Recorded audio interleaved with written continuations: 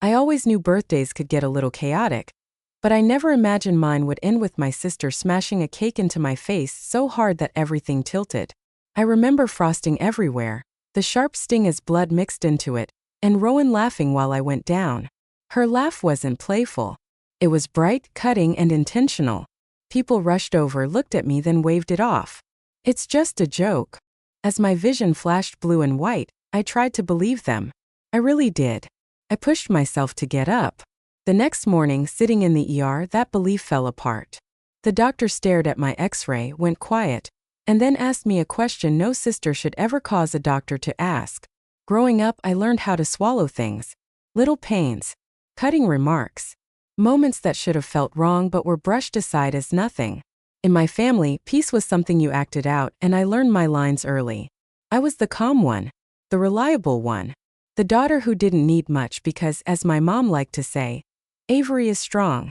She can handle herself. What she really meant was simpler. Rowan needed more. Rowan came along 18 months after me, but you'd never guess it. She felt like the first child, the favorite, the center of gravity we all circled around. She had a presence that filled rooms. Loud. Dramatic. Magnetic. When Rowan walked in, my mom lit up. When I walked in, Mom was polite and distant, like she just remembered I was there. I learned early that Rowan's mood set the tone for the whole house, and Marlene, our mother, would do whatever it took to keep her happy. As for me, I learned how to shrink. I slid myself into the empty spaces and tried not to ask questions. I ignored the small things. Rowan accidentally knocking me into a coffee table when we were 10, whispering clumsy when I fell down the stairs in high school, insisting on carrying my bags at family gatherings, only for everything inside to somehow spill out later. Every time Mom said the same thing. Avery, don't be dramatic. Your sister loves you. So I stopped asking for help. I poured myself into work. Built a quiet life in my small Seattle apartment. Kept my distance when I could. But Rowan had a way of pulling herself back into my orbit. Little comments. Tiny digs. Moments she twisted into jokes that everyone laughed at but me. And anytime I tried to push back, I heard the same response. You're too sensitive. Rowan didn't mean it. That's why, on the night of my 36th birthday, even as warm blood ran down my neck and frosting blurred my vision, part of me still questioned myself. Maybe I was overreacting. Maybe the pain exploding at the base of my skull was just bad luck. Maybe Rowan's grin, wide and sharp, wasn't satisfaction. Maybe it was just bad timing. Maybe the laughter around me wasn't cruel, just awkward. I replayed it all while driving home, my hands tight on the cold steering wheel. I kept telling myself it was a joke. An accident. Just Rowan being Rowan. But lying in bed that night, my head throbbing, something felt different. There was a quiet warning deep in my chest. A feeling I couldn't shake. This time something was wrong. Very wrong. By morning, the pain had turned vicious. Every heartbeat slammed against the back of my skull. Light split my vision in two, and nausea hit the second I tried to sit up. I told myself I just needed water and rest. My body had other ideas. When I touched the sore spot behind my ear, my fingers came back sticky with dried blood. That's when fear finally showed up. I got dressed slowly, steadying myself against the wall when the room swayed. Driving to the ER felt risky, but calling anyone felt worse. I could already hear my mom. You don't need a doctor. You bruise easily. Stop making a scene. And Rowan's laugh would follow, light and dismissive, shrinking me down the way it always did. So I went alone. The Seattle ER was packed, but the moment the nurse saw me wince under the bright lights, she didn't hesitate. She guided me straight into an exam room and gently said, "Sit right here." I answered the nurse's questions one by one. When did it happen? How did it happen? Did I lose consciousness? Each answer felt heavier than it should have. Saying out loud that my sister shoved a cake into my face didn't sound like something that belonged in an ER. And yet there I was, shaking under a paper gown. Dr. Hanley came in after a light knock. He looked calm but focused. He asked me to track his fingers, squeeze his hands, touch my nose, smile. I tried, even though the room kept tilting, like it wanted to remind me that gravity wasn't on my side. "Let's get some scans," he said gently. "Just to be safe." Safe. I couldn't remember the last time that word felt like it applied to my family. The imaging room buzzed with cold, mechanical noise. Lying there, staring up at the ceiling, my mind kept circling back to Rowan's face. Her grin. The flicker in her eyes. Sharp. Victorious. For years I'd explained that look away. Misread it. Made excuses for it. But with my head pounding and the world spinning, those excuses suddenly felt thin. When Dr. Hanley came back, something had changed. He wasn't calm anymore. He pulled a stool close and turned the monitor toward me. "Avery," he said quietly, "you have a hairline fracture. It's not severe, but it is real. And it didn't happen just yesterday." My stomach dropped. "What do you mean?" He clicked to another image. "This rib on your left side shows signs of an older fracture. Based on the healing, it likely happened about 3 years ago." 3 years ago. The fall on the stairs. Rowan behind me. Her arms around me afterward, whispering, "You're so dramatic. You just slipped." My hands pressed into the edge of the exam table as my breathing went shallow. Dr. Hanley watched me closely, like he was measuring how much truth I could take. Then he let out a slow breath, reached for the phone on the wall, and said the words that changed everything. "I need to report this. It's required." Required. As in serious. As in not a joke. As in not my imagination. When he hung up, he looked straight at me. His voice was steady. "Avery, someone did this to you." For a long moment I couldn't speak. The words echoed in my head, louder than the hallway beeps, louder than the pounding in my skull. Someone did this to you. I had spent years taking the blame, making myself smaller, telling myself that Rowan being around every injury was coincidence. Accidents happen. Sister's roughhouse. I'm just clumsy. But Dr. Hanley's gaze didn't leave space for those stories anymore. There was a soft knock, and then a woman stepped in. Detective Carver. She introduced herself calmly, the kind of calm that told me she'd seen this pattern before. She pulled a chair close, sat at my level, and opened a small notebook. "Avery," she said gently, "I'm here because your injuries raise concerns. I'd like to ask you a few questions." My throat tightened. "About Rowan." Her eyes stayed steady. "About your safety." It was strange how those two things overlapped. She started with simple questions. Who was at the birthday dinner? Was there alcohol? Where exactly was Rowan standing? Had I had previous injuries? Every answer felt heavier than the last. And when she asked if anyone had ever discouraged me from seeing a doctor after an accident, something inside me finally split open. "Yes," I whispered. "My sister." "Every time." Detective Carver wrote for a moment, then looked up. "Did you believe her reasons?" I didn't know how to answer that. Did I believe her? Or did I want to believe her because the alternative was too much to face? I stared at my shaking hands and remembered Rowan holding an ice pack to my ribs 3 years ago, insisting I didn't need medical bills, telling me I was overreacting. I remembered her laughing when I tripped in a parking lot, joking loudly that I should be wrapped in bubble wrap. I remembered how she always rushed to clean up after my injuries, always casting herself as the helpful one. "It's like she wanted to be the first person I ran to," I said quietly. "And the last person I ever questioned." Detective Carver nodded, like it fit a pattern she already understood. A sad one. Before she could ask anything else, the door burst open. My mom's voice hit the room before I even saw her. "Avery Lynn Dalton, what on earth are you telling these people?" She rushed in with Gerald right behind her, her face a mix of anger and panic. Rowan wasn't there yet, but somehow she still filled the space. Her presence always did. "A fracture," Mom snapped. "From a birthday joke? This is ridiculous. Tell them you're confused. You bruise easily. You've always been sensitive." Sensitive. Dramatic. Overreacting. Those words had shaped my entire childhood, and now they pressed against the raw edges of my adult life. Detective Carver stood up, calm but firm. "Mrs. Dalton, I need you to step back. Your daughter is speaking with me privately." Mom's jaw tightened as she stared at me, her face twisted with betrayal. Not at the idea of what Rowan might have done, but at the fact that I was speaking at all. And in that moment, something inside me shifted. Not a break this time. A settling. A choice. For the first time, I didn't shrink. "Mom," I said, my voice steady even though my hands weren't. "I'm not confused." Her eyes widened, furious and disbelieving. I turned fully toward Detective Carver. "I want to continue." Carver didn't hesitate once I gave the okay. She asked my mom and Gerald to step outside.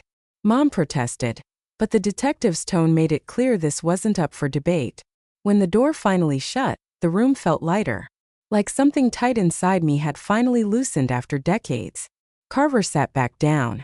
Avery, I'm going to be honest with you. The pattern you've described, the injuries, the minimizing, the pressure not to seek medical care, it's concerning. Combined with what Dr. Hanley found, we have to take this seriously. I nodded, even though the full weight of what she was saying felt too big to absorb all at once. We've requested the restaurant's security footage, she continued. And we'll be speaking to everyone who was at your birthday. For now, I need you to focus on your safety. Do you feel safe going home?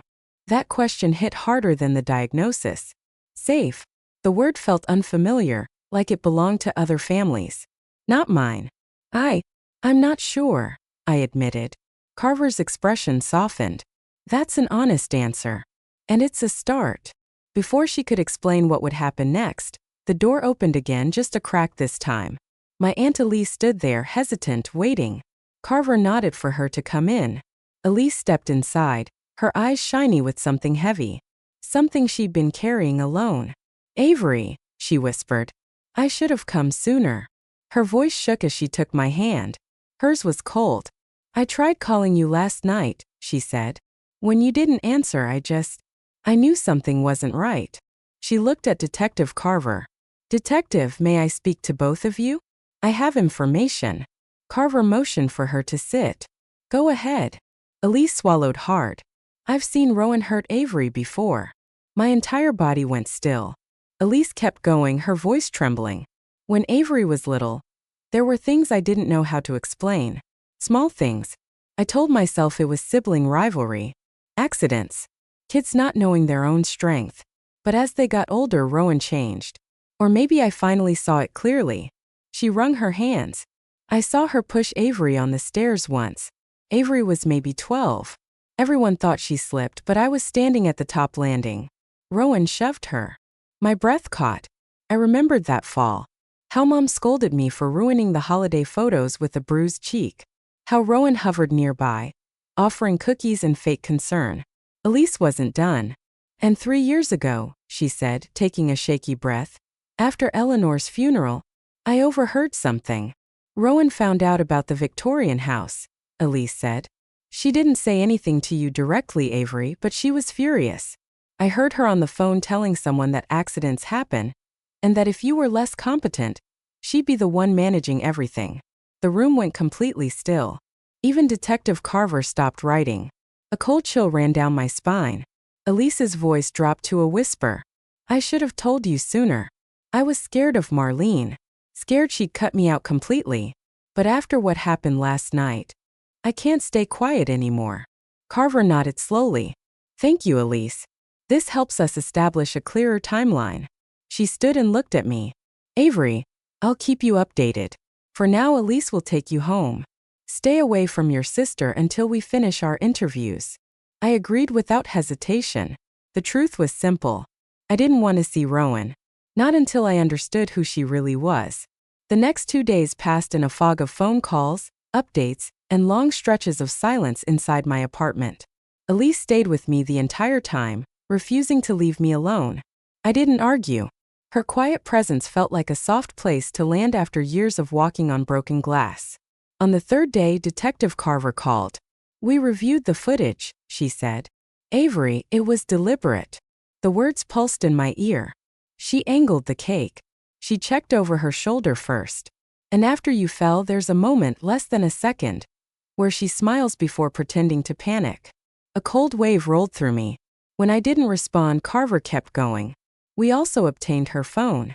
There are notes documenting past incidents, dates that line up with your injuries, and something labeled future. My chest tightened. Future projected opportunities, she explained. Times you'd be alone. Times you'd be most vulnerable. Avery, this wasn't spontaneous. She planned patterns. I sank onto the couch as Elise placed a steady hand on my back. We're moving forward with charges, Carver said. I need you present at a family meeting Sunday evening. We'll arrest Rowan there. My body trembled. Why in front of everyone? Because this time, Carver said, the entire family needs to see the truth. Sunday came too fast. Elise drove me to my mom's house, the same house that held decades of quiet dismissals and carefully rewritten memories. When I stepped inside, Rowan was already there, laughing, talking, glowing with the ease of someone who believed she'd won. She spotted me and smirked. "Oh, look who's finally healed." Mom let out a disapproving hum. "Avery, don't start anything." Start anything. As if I ever had. Before I could respond, a knock echoed through the dining room. Detective Carver walked in with 2 officers behind her. "Rowan Dalton," she said clearly. "You're under arrest." The room exploded. "This is absurd," Mom shouted. Gerald backed away, his face drained of color. Elise stayed rigid at my side. Rowan changed instantly. The pleasant mask vanished, replaced by something sharp and feral. "You've got to be kidding," she said, laughing too loudly. "For what?" "A birthday joke." Carver didn't blink. "For assault. And for evidence found in your possession indicating intent to cause future harm." Rowan's eyes snapped to me, narrowing. "You think you're so perfect, Avery. You think you deserve that house. You think Eleanor loved you more." Her voice twisted. "She only pitied you." Mom gasped. "Rowan." But Rowan unraveled fast and loud. "I've cleaned up after her my whole life. She was always pathetic. Always fragile. And everyone acted like I should feel guilty for being stronger." "That's enough," Carver said. Rowan lunged forward anyway, pointing at me, her hand shaking with rage. "You ruined everything the day you were born." And there it was. The truth she'd buried under 20 years of smiles. The officers moved in, cuffing her wrists as she fought against them. "Mom, tell them," Rowan screamed. "Tell them Avery's exaggerating. Tell them." But Marlene didn't move. Her face had gone pale, her eyes wide with a dawning horror I'd never seen before. Maybe for the first time, she finally saw the monster she'd been protecting all along. Rowan's voice broke into a scream as they led her out of the house. I stood there, my heart racing, realizing the world had shifted again. This time it shifted in my favor. What came after was quiet, almost gentle, like life was finally offering me a softness I'd never been allowed to have. Within weeks, Rowan accepted a plea deal, supervised probation, mandatory therapy, and a long-term order that kept her away from me. It wasn't dramatic, but it was justice. Solid, real, undeniable. Mom barely spoke during the hearings. When the evidence was read out loud, the footage, the notes, the old injuries, something in her seemed to fold inward. Like the truth finally reached her in a way denial couldn't block anymore. One afternoon she called me. She told me she'd started therapy. Not for Rowan. For herself. For all the years she spent refusing to see what was right in front of her. I didn't know what to say, so I said the only thing that felt honest. "I hope it helps." The Victorian house became my refuge. Quiet. Steady. Mine. Restoring it felt like restoring myself, one room at a time, one memory at a time.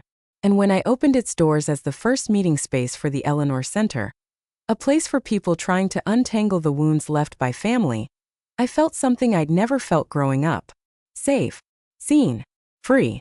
People like to say family loyalty means enduring anything. I don't believe that anymore. Real loyalty, real love, doesn't demand silence in the face of harm. It protects. It heals. And sometimes it asks you to walk away from the people who taught you to doubt your own pain. I'm still learning what a healthy life looks like. Still finding my footing in a freedom I never expected to have. But if my story proves anything, it's this. Truth doesn't just break things apart. It makes room for something better. If you've ever carried a wound like mine, share your story in the comments. And if you want more real stories like this, make sure you're subscribed. You're not alone.